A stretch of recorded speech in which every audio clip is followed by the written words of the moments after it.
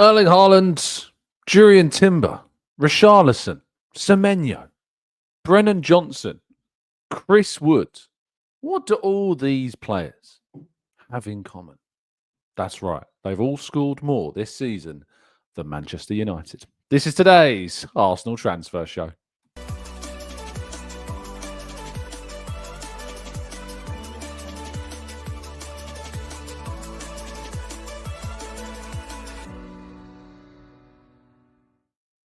Hello and welcome to the Gooner Talk, back again with you guys for another episode of what is, of course, the Arsenal Transfer Show. Joining you every single morning at 8 a.m. UK time. Thank you so much, as always, for joining me and making this a part of your morning routines. Thank you so much for making this always, part of your listening experience of a morning. It's a Monday, of course. It's a brand new week, which means there's more work to be done. And I hope that you've had a good weekend, of course, and that you're ready to embrace the new week. And it is a big week for Arsenal because it culminates with a fixture against their, what is perceived to be at least, their main Premier League title rivals, Liverpool, who, of course, are playing this evening. We'll talk more about the Premier League roundup shortly. But good morning to you all joining us in the chat box. Thank you so much, as always, for doing so. Really appreciate you being here. And believe we've got Tiggy, we've got Brian, we've got Havard. I wonder if that's a Scandinavian Havard, like the Copenhagen shirt I've got.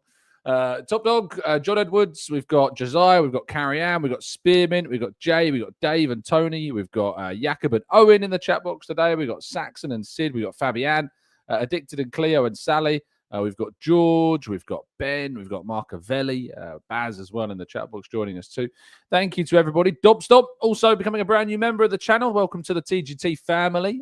Thank you so much for joining us. We greatly appreciate it as well. Namdi as well. What a weekend. Happy bank holidays to every Gooner out there. Good news on the Saka front as well. We'll be talking about, of course, the latest regarding Bukayo Saka and I was going to say Emil Smith-Rowe because he's on the brain at the moment. And, of course, Martin Ødegaard and their latest injury situations too. Simon says, possible good news, but they missed the Liverpool game, though. We'll talk about it. We'll get into all of that and what it means and who they might be missing or what they might be missing. And plenty more as well. And I'll give a special shout out, of course, to Morgie in the chat box as well, who's has been tuning in really early to get his name in as well. I'm sure many else of you have as well. And StreamYard have been mugging people off. So certainly I apologise on StreamYard's behalf for mugging so many people off at the beginning of the show. We have so many people tuning in this morning that the people who manage to chuck their name in first often get cut off for some reason by StreamYard. It's ruthless, like Zoom, who clearly feels mugged as well. I reckon the way to go is if you can try and get in there early, but as soon as I start talking, as soon as we drop live, I think that's probably one of your best bets. But even then, I might miss you out. So who knows? It's really impossible. And it mugs off, Bazza from the Midlands, he gets really irritated by how long our intros take as well. So maybe we'll have to do double helpings of names at the beginning of shows, shall we? If you could drop a like on the video, subscribe to the channel if you're new around here with those notifications turned on, so you, of course, can stay up to date and in tune with everything that's going on in the world of the channel, then please make sure you can do that as well. But try and help us to reach 1K every single day on the channel with, of course, our likes and our like counter. Right, let's jump into today's stories, shall we? We start with the youth teams over the weekend and getting an update on what they're up to as well. Arsenal's under-18s are now 2 wins from 2. Some fantastic returns in the under-18 side. We've got Malik Hashi, of course, scoring again. I think he's a name that you might want to keep an eye on. Malik Hashi, 16-year-old attacking midfielder. It's not really been on the radar too much before this season for me, but he's starting to break into these under-18s games. He scored 3 goals in the opening 2 matches. So a consistent goal scorer for a midfield, only at the under-18s level, 16 years of age. Maybe a player to look out for in the future. And Kader O'Neill as well, also getting on the score sheet twice. He's having a very good start to his season, of course, as well. And has, of course, joined on a professional contract as of this year. I think earlier this year he signed that professional contract, but very good news on that front also. Under 21s, though, after their defeat last week, they also failed to win their second game. A comeback, though, from 2-0 down against Nottingham Forest away from home. Goals from Ferdinand and Charles Sago Jr. were enough to keep the defeat away, and they managed to keep a get a draw in the end and keep the points to themselves. But there is, of course, some concern, I think, surrounding the under-21s. They've not got yet a permanent manager, I don't think, in fixture. Jack Wilshere was rumoured to be returning, but he is not at this point in time. He wants to focus on more senior kind of coaching. And, of course, we've lost Mehmet Ali, who went and joined the Brentford senior setup of coaches over there. So still trying to sort out, I think, a permanent solution for the under-21s. And I think the team maybe is suffering a little bit as a result as of these images and results. A roundup of all the Premier League action from this weekend. There's, of course, one more game to play, and that is quite a big one. Newcastle hosting Liverpool tonight. If Arsenal have got hopes of Liverpool dropping points, this could be one of the games that we look to, although Newcastle are not anywhere near as threatening, of course, as they previously was without Alexander Isak. He is the name that is going to dominate, of course, this fixture. Alexander Isak, who continues to be out of the Newcastle squad, not involved so far. No indication that he was going to be returning anytime soon, but his aims of trying to find a way out of Newcastle at the moment have only got a week left, less than a week until deadline day. In fact, it's a week today, deadline day, in the transfer window. And still, we don't have a resolution to Isak's future. But Newcastle's players, and I'm sure their fans, are going to be very much up for this game and hoping to get a result against the champions. Going over, of course, all the weekend's action after that 5-1 win for Chelsea. Spurs winning 2-0 against Manchester City, giving them their first defeat of the season. Bournemouth 1-0 winners over 10-men Wolves, who really are in trouble. Brentford with a very big result for them, 1-0 victory over Aston Villa.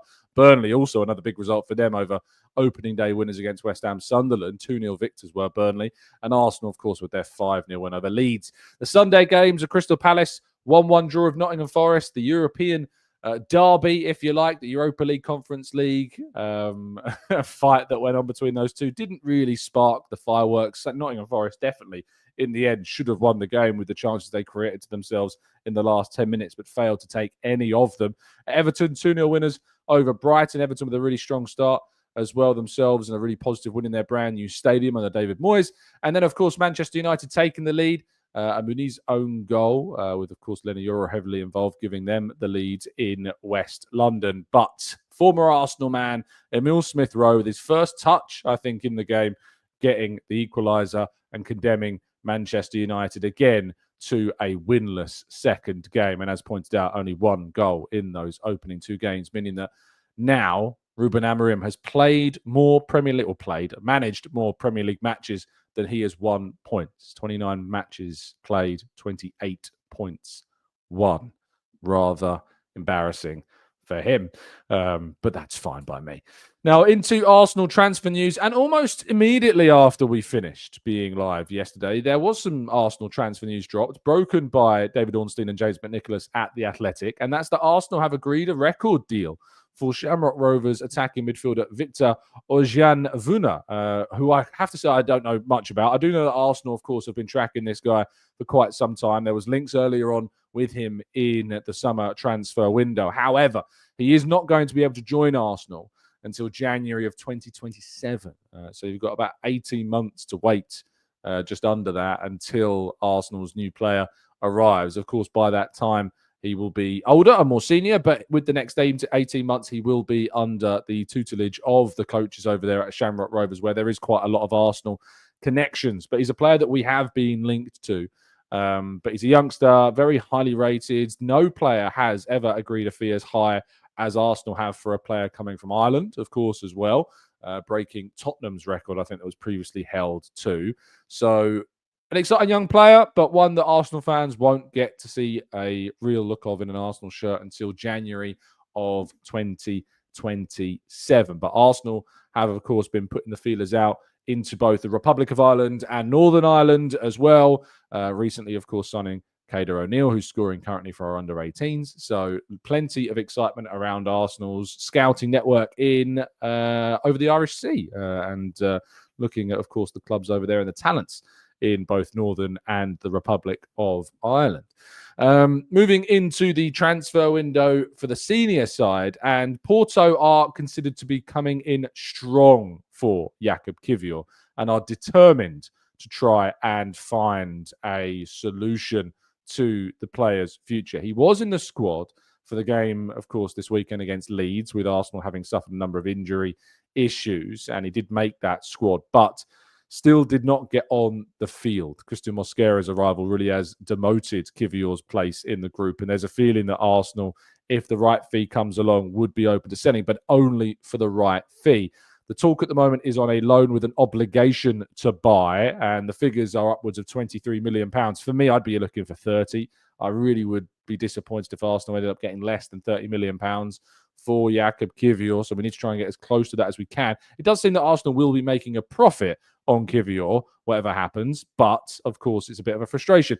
Now, if Kiwior is to leave, of course, there would be a need for Arsenal to try and find a replacement, especially if Zinchenko goes as well. And one of the players that's being linked with Arsenal, who's been linked with Arsenal in the past while Arteta has been in charge, is Bayer Leverkusen and Ecuadorian defender Piero Hincapie, who has been, of course, part of that invincible side with Bayer Leverkusen, but he was in an emotional state come the end of the game that they played over the weekend. Now, Bayer Leverkusen did lose this weekend against Hoffenheim, I believe it was, but Piero Hincapie has been with the club for many years now, was seen in quite a distressed state, and perhaps one that could indicate saying goodbye to a club that he's played at for many years. It's not just Arsenal that he's being linked with. He's been linked with a number of clubs such as Chelsea, although after they signed Joel Hato, I think it'd be a bit of a surprise if they did end up signing Hincapié as well, but you can never put anything past them.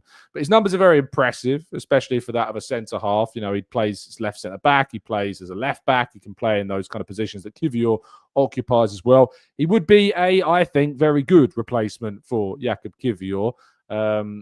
23 years of age, he's not old, he's still very much got a lot of his career ahead of him, but I think Hincapié, if he was to replace Kiwior, would be a very, very apt replacement indeed. So let's see if this is one that happens before the end of the window for Arsenal and they bring in an 8th summer signing, believe it or not. But the big news of yesterday, broken by Gary Jacob of the Times yesterday, is that the injuries suffered by both Martin Ødegaard and also by Bukayo Saka are not thought to be as bad as first feared. Now, we still don't know the inner workings and inner details of the injuries and, of course, what still is to be expected of how long they might be missing for. But it is, of course, very good news that the scans of both players, that they have not suffered serious or injuries as serious as we first expected, which is obviously very, very positive indeed. And both players now, you'd be looking at least after the international break. I'd be surprised if either of them was involved against Liverpool, but I could be proven wrong. We are yet to kind of get extra details about a timeline or when they might return. Mikel Arteta's press conference is, of course, on Friday this week ahead of the game against Liverpool. So we'll be hearing about what has happened to those two and when we might see them back. But this is obviously very, very positive news for Arsenal, because losing both of those players for an extended period of time would have been a real blow, especially so early on in the season. And it's frustrating, of course, to see that I saw comments in my comment section, people claiming they even had medical background, saying things like this is the start of the end of players like Saka's careers. It's awful to think that some fans have lowered themselves to saying such terrible things at such an early stage without even having any information, of course, about what had been going on with these two and any details about that. But positive news for both, that the injury suffered, if there is a significant one, is not as serious as first thought. So, we lost Saka for 4 months last season, Ødegaard for 2 months as well as some, form that was definitely affected by those injuries suffered. So, while we don't yet know when they will be back, what we do know is that they won't be out for as long as potentially we had first feared that they might be out for. So let's wait and see if indeed we get an update of more of a timeline side with Arteta on Friday. And of course, updates on Ben White, who also wasn't in the squad at the weekend, but was in contention for that squad. So he should be pretty close to returning as well. Christian Ødegaard is not expected to be back either yet. I think he'll probably be back after the international break, but maybe finds his way back into the squad too. And Kai Havertz, we need to get more clarity over his situation, and maybe by that press conference, we'll get further clarity on his injury situation as well. But You know, we've got depth now. We've got the Maduekes of this world. Daumann showing some great talent. Eze is going to be coming in for this squad. He'll be training with the team today and this week.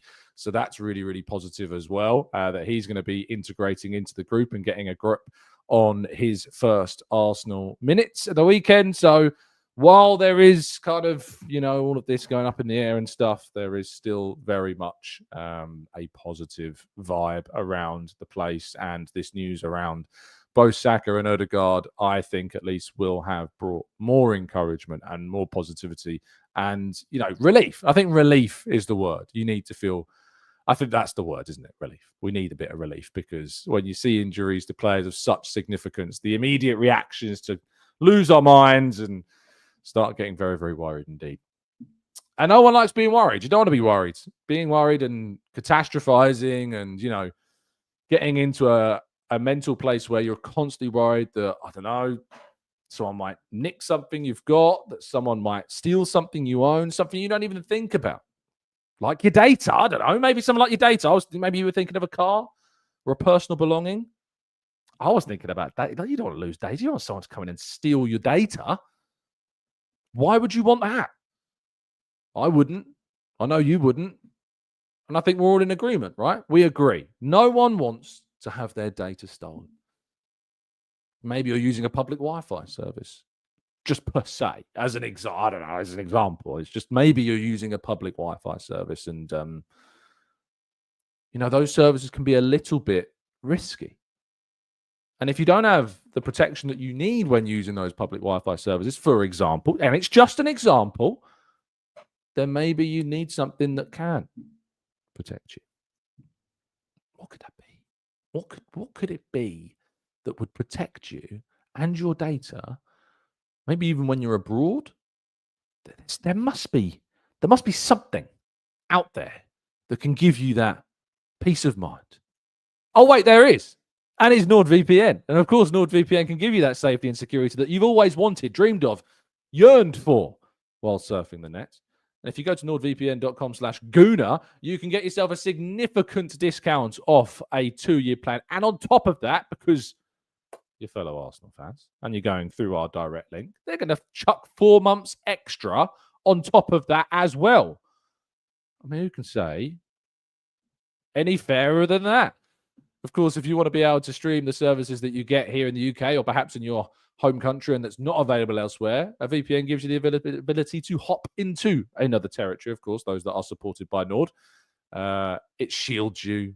It gives you the superpower of listening to your favorites abroad that wouldn't typically be available to you.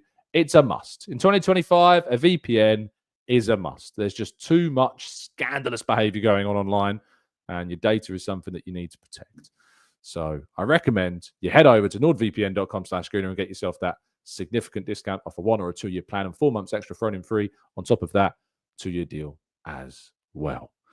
Right, let's go to part 2, your questions and more, right after this.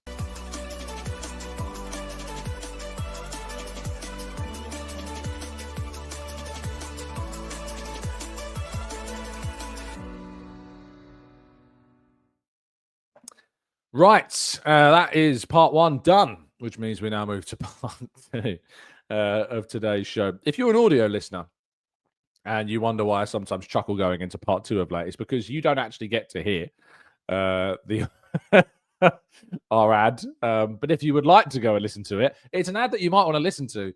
Make sure you hop back over to YouTube and check it out. I really do my best to put as much effort into those segues as I can. You know, adverts can be a bit annoying. And I get that. So I try and make it as entertaining for you as feasibly possible and make you want to actually listen to it. So I hope that it's coming across as best as I can manage, as are your questions. So let's go into the chat box and get some of those questions discussed. Paul says, as an ex-footballer, can I just say every player I've ever met personally always hated being substituted. A full 90 minutes is acceptable only. I don't think I've ever met a footballer that didn't want to stay on the field for the entire game, even when they're injured, to be honest. So for that reason, I just cannot find any reason why that would even be a drawback. You know, every player wants to finish a game. I don't really think that there's any player that doesn't want to be on that field. And it's going to be a frustration for them if they don't. And if they don't play, just like Raul asked about Martinelli, saying, what are your thoughts on Martinelli playing 0 minutes against Leeds? Does it indicate anything? I mean, it indicates that we've got an incredibly strong squad, Raul. That's what it indicates. And that we don't necessarily have to even use Martinelli to get the results that we need. But I think that he's a player that might suit the Liverpool game perhaps slightly more. And Bailey says here, with Liverpool being one of Martinelli's top stomping grounds for scoring, would you start him this weekend? The stats don't lie. And I think it's a fair argument. And especially playing on the more transition, playing in transition, Martinelli might be better suited to that Liverpool game where we've got the ability to play on the counter a lot more. So, yeah, I think that's something to consider. Definitely. It's a fair point. Well raised. Emirates says, if Kiwior goes, who should we get? Or rather than we should get someone in. But if everyone's fully fit and we buy a new defender, then who gets left out of the matchday squad? Rosler Skelly? White? The new guy? This is the question. This is the problem. This is the scenario. But you have to remember that, of course, injuries happen. There's going to be no Saka. There's going to be no Ødegaard. At least we don't think this weekend. So that's 2 more spots that have to be filled up by players. You know, at the moment, that could be Nelson, that could be Zinchenko, that could be Lokonga. They're still at the club at the moment, so it could be them. We don't know, but that's the problem. Like, we're always desperate for more signings, desperate for more players, but the reality is that you can only keep players happy for so long. You can only get players involved so much, and that's the challenge that we've got right now. And players want to play. To find a situation where you're having to leave players out every single weekend, that's really tough. You know, Man City have just loaned out, I think, that Echeverry youngster. He was getting minutes at the end of last season, but they've signed players. They haven't got space for him. They need to find a way of moving him on. So it's very difficult to guarantee minutes to players, of course, all the time, and you can't really do that. Right, says Tom, what a weekend it's been. It's looking like both Zinchenko and Kiwior will leave, and who would you sign to replace? I mean, Hincapié, I think, is a really solid option, you know, for Arsenal to look to go and potentially sign as a replacement. And if it is him, I think that'd be a very shrewd bit of business by Arsenal. Fabrizio said, if we move on from Kiwior and Zinchenko, we might add another defender. What do you prefer? A left-sided centre-half who can play left-back, or an out-and-out left-back? And for me, I would choose the Teeny-type left-back. I would choose the left centre-back who can play left-back because losing Kiwior, who came in so successfully for Gabriel last season, I think Arsenal need a player like that to come in and replace him. Because if I know Calafiori could arguably play there, but that really limits how many options we've got at left back. More specifically, at left centre half. More specifically, if Gabriel wasn't fit, so I'd bring in a left-sided centre half, especially because Calafiori's fitness is also always, it seems, in question as well. I know we've got Mosquera too. But I still think I'd move for Hincapié, who, by the way, has played really well at left-back as well for Leverkusen and for Ecuador as well. Mark, who's dropped in a super chat, says, do you know any youngsters from the Big Six who would step straight into the first team? Chelsea getting Palmer. It feels like we don't do those types of signings. I mean, Palmer was not playing in the youth team when he signed for Chelsea. You know, he just scored against Arsenal in the Community Shield for the Man City senior side. And he'd been getting minutes in the senior team here and there. So it wasn't like we signed them straight from Chelsea, signed him straight from Man City's youth team. They signed him from the first team squad. But I get the point behind the question. The answer is not really. I don't think there's any that Arsenal would be able to sign that would go straight into our senior squad. It'd be very difficult, I think, to find someone of that level to come into the Arsenal team. Very difficult. Fahim says, Tom, if Eze played in Ødegaard's place against Liverpool with Noni on the right, how do you think it would work? I think it would work fine. I think, it would work great. It's something that we need to be open to. We need to be looking at. And Trev says, if we work on the basis that Ødegaard and Saka aren't going to play against Liverpool, what's our team selection? Well, for me, it'd be Raya, Timber, Saliba, Gabriel, Calafiori, Zubimendi, Rice, Eze as the midfield, Madueke on the right, Martinelli on the left, Gyökeres through the middle. I think that's what I'd go for. I think Martinelli's probably better at Anfield on the transition than Trossard is.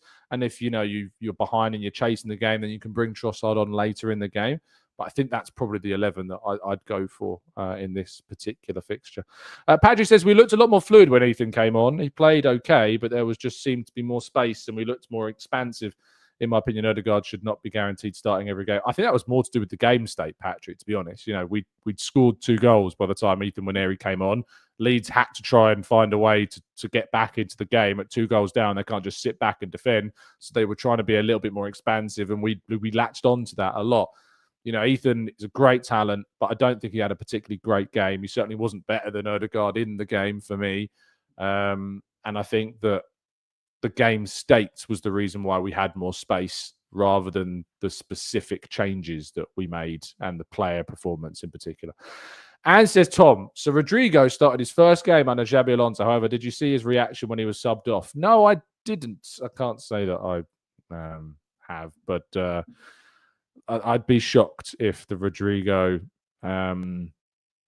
deal happened. I really, really would. But let me see if I can find a reaction. He's on the bench. He's slamming his bib on the floor. He's not happy. Doesn't look happy at all. So he put his bib onto the floor. But yeah, no, I don't. Players don't like getting subbed, mate. Like, what could I say? It's just part and parcel of the game. He got his first start. He didn't necessarily return. He also didn't necessarily show. I mean, it's not like people are writing home about his performance. So again, I think that people are overhyping the Rodrigo thing. Look, if he's available on loan, just a dry loan, maybe with an option to buy, certainly not an obligation to buy, then it's something to look at. But he's not, for me, a transformative player for Arsenal. And after signing Eze, we've got a player who can operate on the left, of course, potentially as well, if Arteta decides to use him there, which I sincerely hope that he does. Now he's signed him, I get a sense that he might. But Rodrigo, for me, and I agree with Matt, is the most overrated player that we've been linked to this summer. I didn't think he was overrated before the summer, but going through this summer, I've realised how overrated fans really think that he is. Martinelli scored more goals than him last season, as I have pointed out several times. Anthony says, Tom, what about Semenyo? He signed a new deal. Again, I've touched on the Semenyo thing loads of times. He signed a brand new contract with Bournemouth. He's going nowhere. And certainly we don't have the financial freedom to activate the release clause that's supposedly in his contract. So I don't see that happening either. But yeah, I don't see that happening at all. Gary says, if it is to be Hincapié and we get him for 40 million, then that would be very cheap. He's extremely good. I think it'd be difficult to see Arsenal spending that amount of money. It would depend upon the outgoings, of course. If Arsenal can sell Kiwior for a good amount of money, all that money, I'd imagine, would go on the replacement. But 40 million, it's a lot. I mean, euros, that's close to 34-ish million euros. Is that right? Let's have a quick check. Euros to pounds. 40 million euros would be 34.7 million pounds. So, yeah, look, I think that all the money we get from the Kiwior deal will go on his replacement, but a difficult one. Fabio is being linked with Bayern. I know, I saw that. It was a bit of a weird link, that, but it's sometimes Bayern do these kind of strange deals. The Stuttgart deal looks like it's not happening at the moment. It seems that Arsenal's valuation was a little too high, it seems, which I think is too high. £25 million, I think, is too high for Vieira. I'd be looking to get between 17 and 20 million pounds for him. We need to move him on. We need to get money in for him. And at the moment, it doesn't look like we are successfully being able to do that. We've got a week left, 1 week to go off the transfer window. So very, very tricky. AJ says, I like and want Rodrigo, but not for 90 million euros. Same as Leao. I prefer a trial to buy for either of them. Tom, isn't it good to be in a situation where we are not sweating over Saka and Odegaard? Well, I'm sweating a little bit, mate. I'll be honest with you. I'm sweating a little bit over them because I'd much rather I didn't have to be talking about significant injuries to either player. But it is nice to know that if they aren't available, you've got Madueke and Eze to come in. I mean, that's great. We always said that the Madueke deal on its own was a question mark. You know, there was question marks about that deal. And if it was to be connected or joined with an Eze move, it would make a lot more sense. So I think there's a lot more positivity about the Madueke signing now that we've also added Eze to the fold as well. Mark says, why do some fans get more excited about foreign players with unique or flashy names than the British players who might actually be better. It's just part and parcel, Mark. And by the way, thanks for the donation. It's just part and parcel of kind of how society and the sport works, isn't it? If Chris Wood was Woodinho, I think he'd be being courted by a lot of teams for his goal scoring accolades for Nottingham Forest in the last couple of seasons. But of course, that's not the case at the moment either. Don says 25 million isn't too high. Chelsea would sell him for more than that. Axel says, would you consider a loan for Boniface or Kolo Muani or your favourite, Patrick Schick? Well remembered, Axel. He's starting most games for Bayer Leverkusen, so I doubt they would be open to letting him go. Kolo Muani, again, I'm not sure that we desperately need another forward player. Even with these injuries to Saka and Ødegaard, I'm struggling because if the injuries aren't as bad as we first feared, it creates a situation where you're leaving players out of the squad, and I think that could have a problem in upsetting the squad dynamic. And I'm concerned a little bit about that now. There's definitely an argument that if you bring in 7-8 players in the window to like 6, I don't think there's much of an excuse about, and especially when it's only like 3 potential starters, about gelling that together. But 7 and 8, it starts to get a bit unfamiliar. I'm not as desperate to see another forward come in. I know others are. I know others really, really, really want to see another player come in. But everyone pined about the left-hand side. We've brought in Eze, who is a player who can absolutely play, for me, in my opinion, on that left-hand side. And we've got that now. So why are people still pining for another signing? Is it a psychological thing? Is it just the way in which fans work on social media? I don't know. Timus says, can anyone in the chat tell me what Eze meant when he said to Ian, I'm telling you, you're buoying it? I didn't know. Oh, so it was like when Thierry Henry. Now, I don't personally know. I'm not down with the kids in terms of that slang terminology, but my assumption would be is like you're kidding me. Like, you're kidding me. No, you're messing with me. That's what I would assume. Now, does anyone in the chat box know what it means? I think I did see a comment. What does buoying it mean? Someone should know. If I scroll down, I'm sure people are typing it now. A fanboy moment. It means he's kidding, says NSW. Yeah, you're killing it. You're showing off. He meant he has mad connections. Okay, so it does kind of mean that you got to be joking. You got to be, you're joshing with me. That's what we used to say when I was a kid back in the day. You're joshing. You got to be joshing me. So yeah, I guess that's what it means. But yeah, I always find it odd when people say, and I'm not saying the commenter was taking issue with that. I always find it weird when people moan about like slang terms being used. It's culture, it's colloquialisms, it's dialects, it's just how people talk. You're having a giraffe, says there's another one. Like, it's it's so odd. I mean, the state of the nation at the moment is an absolute mess, but we won't go into politics at the moment. But like, just how unwelcome England can be at times is a scary, scary thing. Brian says, Tom, for the first time in ages, I believe Arsenal have had an amazing transfer window, which can only be topped by a few sales. I think that it's the best ever. I don't think it's controversial to say it's the best ever at all. If we can get a few more out, it would absolutely be undebatable. It wouldn't be up for debate. But yeah, without a doubt, it would be the best window, I think, of all time. You're having a bubble is definitely a top one, Trev. I think you're absolutely right. You're having a bubble. Great terminology there. That's top 3 without a doubt. Koya says, any idea when Havertz will be back? Any older striker in his 30s to consider on loan? No, I don't think so. We don't know the extent at the moment of the injury. It could be weeks, it could be months. Until we have more information, it's difficult to be able to tell. But we have Gyökeres, who's got a very, touch wood, good record of injuries. Miko Marino and Trossard, of course. Eze potentially as well could operate as a false 9. So I don't have a problem at the moment with our attacking options. I think we are well stocked. You're pulling my chain, says Eva Guru. Yeah, I think that's also a very good one. Indisputable. Yeah, that's the word I was looking for. And there's good news on Jesus, says Patrick. Yeah, he's back on the grass. He's doing some ball work.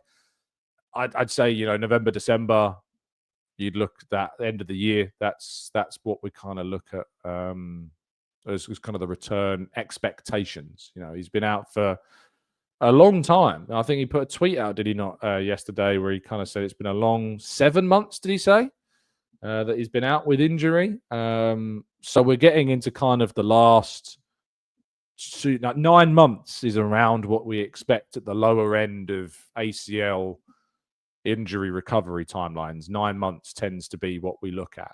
So, look, let's hope. Let's stay fingers crossed that we can get Jesus back towards the end of the year. That would be ideal. Prashant says, is Lokonga staying? I don't think so. I think he will eventually leave, but I think it'll be towards the end of the window, to be fair. I don't think that we'll see him stay. I'd be very surprised, but if we struggle to move him on, it might be a case of we just don't find a solution for him, unfortunately. But hopefully, towards the end of the window, we do, and we do find the solution for him. Lucas says, "Hi Tom, do you think Eze will make us better in a transition?" Oh no, without a doubt, mate. I think his speed on the turn, his ability to carry the ball so successfully is great. Him and Ødegaard, I think, are good in those positions. And Man United game, if you watch the Man United game back, Ødegaard was so good at transitioning the ball from our defensive third to the attacking third. We just lacked that click in the final third. That's what we missed. But Ødegaard in general, taking it from the defensive third to the attacking third was excellent. Eze that's his bread and butter. That's exactly what we expect from someone like him coming into the team. Sparkler says, thoughts on a Karl Hein loan? I really thought we should have sold him this summer. Well, there is an option, of course, in that loan. So it could be that he still does leave Arsenal before the end of the season on a permanent deal, but we'll have to wait and see. Raul says, Tom, where will Lookman end up? Will he go to Bayern? Yeah, it's an interesting Lookman situation. I wouldn't expect Arsenal to make a move now. It'd be very surprising if they did. But could it be like an Osimhen situation where a big Italian club, got an unsettled player, but they can't find a permanent solution, so he leaves on loan somewhere? Maybe that's what happens. Maybe that's what we see go down. Maggie says, Tom, you've just been put in charge of Arsenal. Josh has given you 100 million and you have to buy an attacking player. Who are you bringing in? 100 million. 100 million pounds.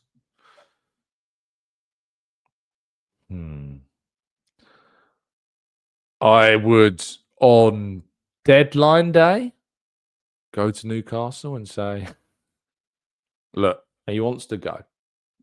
Here's 100 million up front.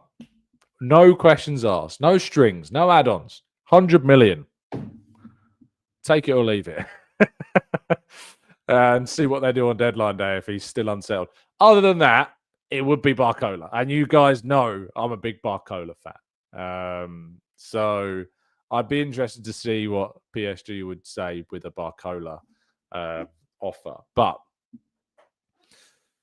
yeah, I don't know. With Havertz's injury, a centre forward maybe makes a bit more sense if you've got that money. But and especially considering Isak plays with Gyökeres in the national team and can operate in a wide area if you need to. So yeah, it's deadline day, bang, 100 million. I know that you've rejected less, but he wants out and no one else is coming in for him. And you can mug off Liverpool by sending him to us. So yeah, just chuck 100 million, no questions asked, all up front for Isak and just see what happens. Just be interested to see if they would go for it. Mikey says, we played more intelligently without Ødegaard in the second half. We popped it back and forth, fashioned to clear up. I don't know what this narrative is. There's this weird narrative starting where it's kind of like Ødegaard goes off. We scored 3 goals in the second half. 1 was a penalty. It's a bit weird to me. It's like almost that people are trying to force this narrative around like we played better without him, when the reality was we broke the deadlock with him in the team. He was key to the build-up of those moments. He was key to getting us in those positions. And when we were 2-0 up, the opposition open up more anyway because they have to try and chase the game. So obviously they look more vulnerable. Obviously they look more...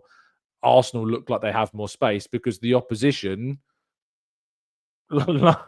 is that the first 10 to 15 minutes against Leeds, we were absolutely on it. There was the first 10 to 15 minutes that we had moments where we should have created better opportunities. And Ødegaard in particular in those first 10 to 15 minutes. And again, I'd recommend you go back and rewatch it.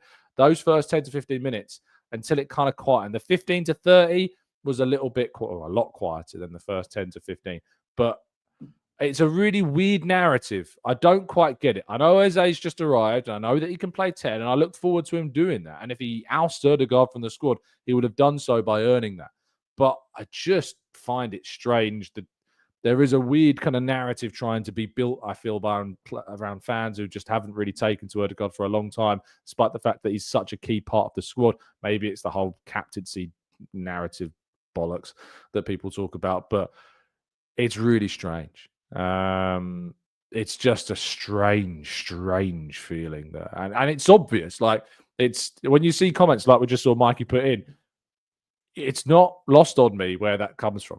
I don't see it coming from a genuine place. I just don't, because it's been so consistent, and I see the same comments attached to people that have the same names for such a long period of time as well. So it's a strange agenda. I don't like that word, but that's what it feels like to me. Eze and Odegaard are both great. I can't wait to see what they both do in this team. So, yeah. Let's go into a little bit more. Ben says, I did see passes Odegaard could have made, though. Instead of passes the ball backwards, and it's frustrating, but I'm not asking for him to be replaced. I don't agree. I don't disagree with that. You know, there are moments that he does frustrate me. There are moments that he doesn't, but the reality is that the game against Man United, he created the best chance in the game other than the goal that we scored, and it should have been scored by Saka, and it wasn't taken. If we were more clinical as a side, Ødegaard's assist numbers would be crazy. But, you know, Ødegaard's pass almost helped us to kill the game against Man United, and we should have won that game 2-0. But unfortunately, Saka missed the chance. But that was the best chance that was created all game from open play, that Ødegaard opportunity. So it is very strange how quickly people seem to forget things.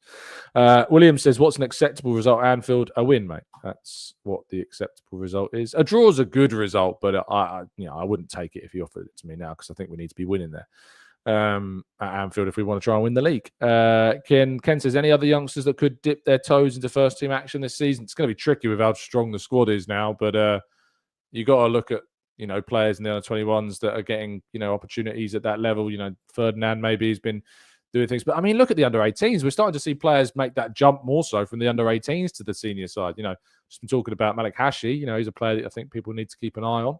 He seems to be quite a talent. So maybe he's somebody that we need to think about as well.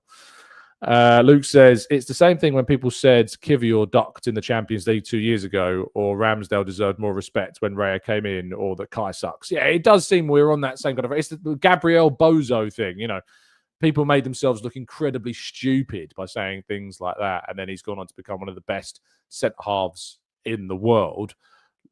It's strange how people just want to just disrespect players' abilities and purposely ignore things that they've done.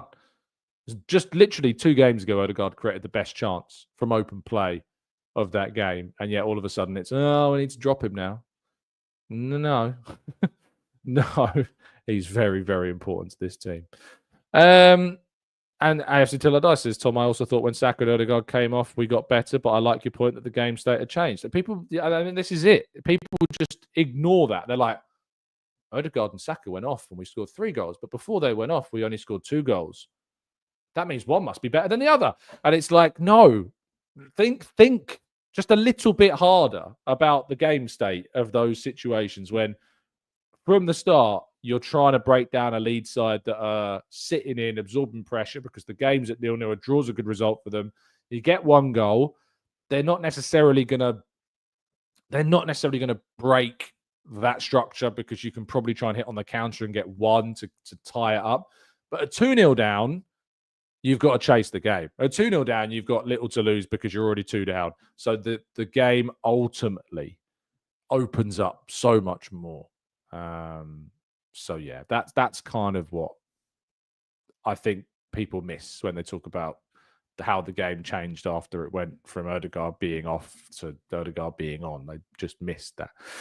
Logan says binary. It is binary thinking. It is a very binary way of looking at football, but that is the most common way of looking at football, unfortunately. And it's just why we need to have kind of the broader discussions around things, while we highlight those thoughts and the idea about how the games open up in different game states, so that binary thinking can turn into more broad thinking instead, rather than just going 2, 3, better, not better.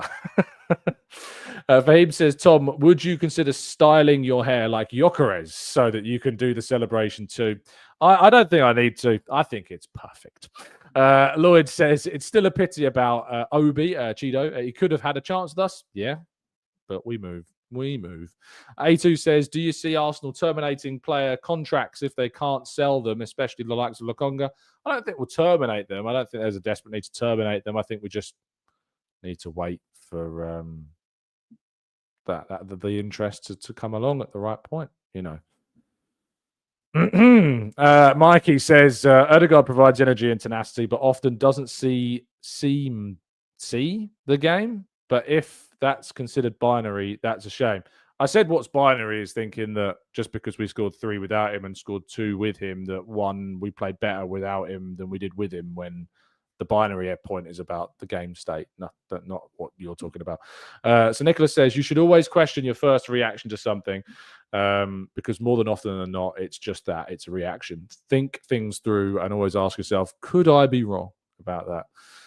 Goodness knows I need to do more of that still, to be fair. Raul says, Tom, considering we might get less money for Martinelli next summer, considering his limited game time due to Eze and Noni, in terms of a business standpoint, do you think that it'd be better to sell him now? I mean, sure, but you can't sell someone if you haven't got a buyer. And at the moment, we've had no offers coming in. I know there's been smatterings of links to Saudi Arabia, but we've not really heard anything concrete around a potential bid. So I get where you're coming from, and I get it, but I'm not seeing anything concrete right now around a bid. Would that change between now and the end of the summer?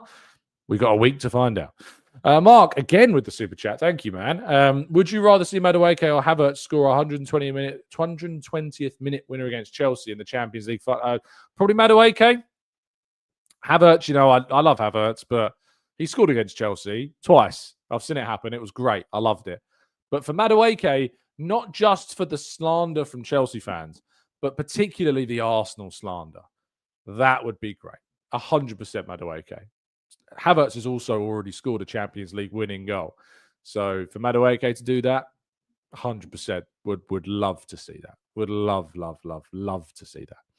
Amorogona says, Tom, I think Raya has got better since his haircut. So I thought I'd join in on that as well. It's amazing what they could do, haircuts. Eva says, we've actually seen Ødegaard play plenty of really good final passes. He just needs to be recalibrating a bit to different speeds of play. It's not a bad idea.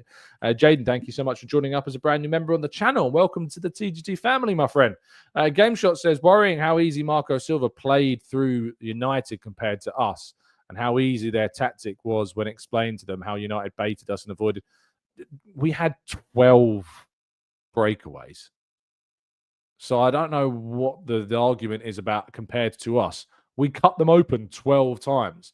Unfortunately, we just made the wrong decision when we got to the final third. So I don't necessarily agree with that point of view, because if you go and read the piece I wrote after the Man United game, 12 times we utterly cut them open, but sadly just didn't create the right opportunity when the chance arose. So, yeah, I mean, if you look at if we're trying to compare moments, they had one more shot on target than us playing at home, obviously Fulham, and they had 4 more shots in general.